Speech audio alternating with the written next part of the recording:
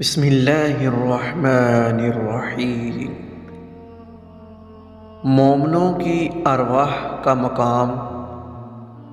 سیدہ ام بانی رضی اللہ عنہا کہتی ہیں، میں نے رسول اللہ صلی اللہ علیہ وسلم سے سوال کیا کہ کیا ہم مرنے کے بعد ایک دوسرے کو ملیں اور دیکھیں گے؟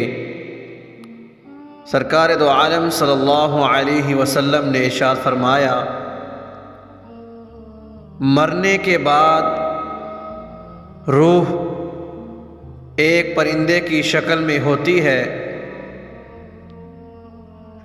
جو درختوں پر چغتا رہتا ہے حتیٰ کہ قیامت کا دن آ جائے گا، اور ہر روح کو اس کے جسم میں داخل کر دیا جائے گا۔